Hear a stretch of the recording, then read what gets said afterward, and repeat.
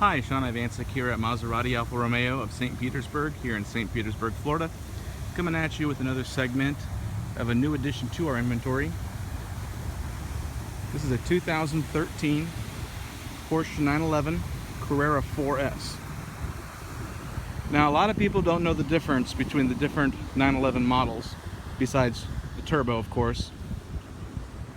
So I'll give you a brief breakdown.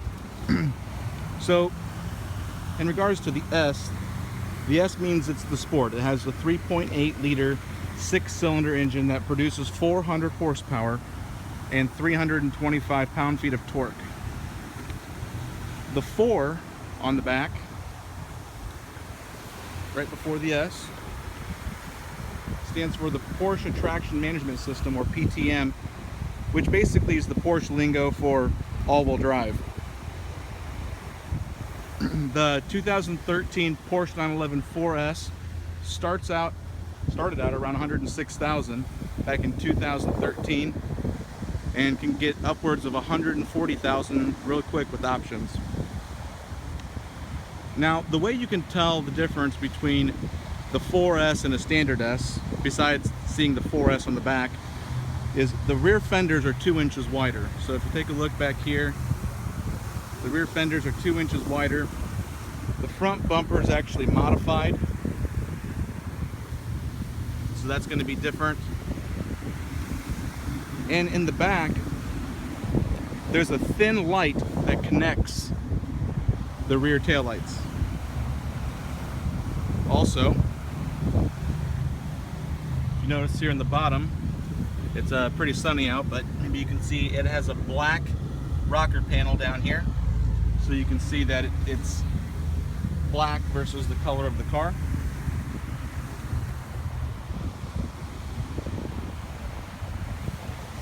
Now the interior, as soon as you open the door sill says 4S. Notice it has the Bose sound system. Really nice, sporty interior. Wouldn't expect anything less of Porsche.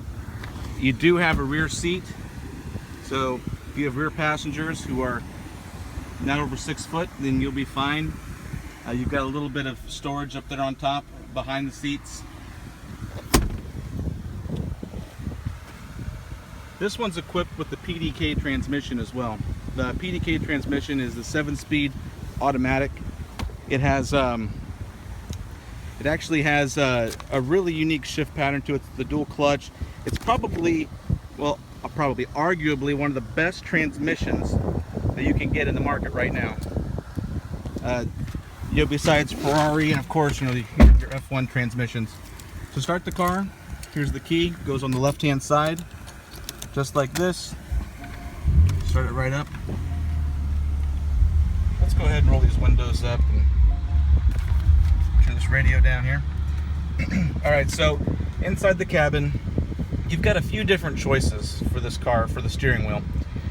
This particular one has the multi-function steering wheel. It also has the PDK emblem here as well, since it has the PDK transmission. You can shift here or here, up and down. You've got your Bluetooth phone system. On your gauges, you've got your 200 mile speedometer. You have your RPMs. Right here, it lets you know that the spoiler is up. So you go down here, you press this, and really there's no reason to have the spoiler up on this car unless you're going over 50 miles an hour. So let's go ahead and take a look again. Up here, you have the chrono package. Here's a look at the PDK transmission, and it gives you a little bit of a layout. Now, this car has a few different modes that you can drive it in. Now, the Porsche 911 should only be driven in the sport mode. What this does is it changes the pitch of the exhaust, so it sounds like an absolute beast, but it also reduces the back pressure, so you get better performance.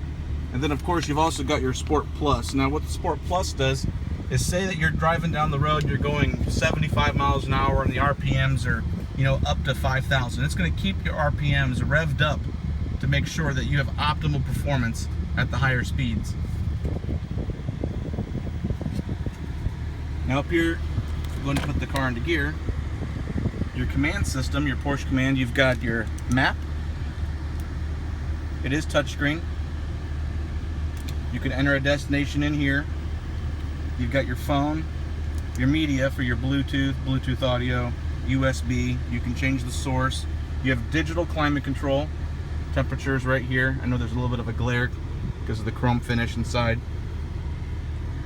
Coming back down to here, again, here's your sport mode, Sport Plus. This tightens the shocks.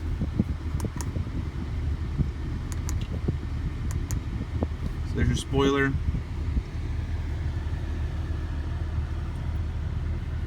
The seats, again, are finished in the Porsche leather. Another nice thing about Porsche is they keep everything very simple. So you don't have a lot of complicated buttons that you would have to learn a whole new type of car.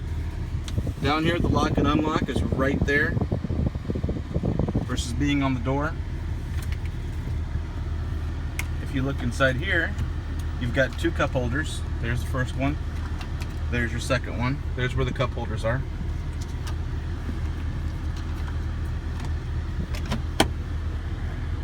You've got your USB, your auxiliary plug, and a 12-volt outlet. And then inside the console here, you've got another 12-volt outlet. Now let's check out under the bonnet. Let's check out the bonnet and see what's underneath, because a lot of people, even though they're car enthusiasts, may not know that the car has a rear engine. So go around to the front. Very deep, call it the bonnet or the front trunk. You could put a couple suitcases in here very easily. You could throw them in the back seat for a weekend trip as well. But you've got that. Go around to the back. Again, there's the spoiler. If we lift up on the engine here, you can see it's pretty much covered, but it's the 3.8 liter 6-cylinder. You put your washer fluid and you change your oil. You put oil in here. You do use the Mobile One. It has satellite radio. This particular one has the upgraded wheels with the carbon Atlas inserts with the red brake calipers from the factory. Has the P0 tires on them, the high performance. LED lights in the front. And you can see they're the 20-inch wheels. Very nice.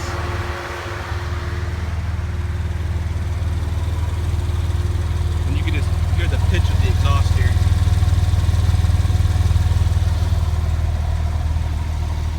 Thanks for tuning in.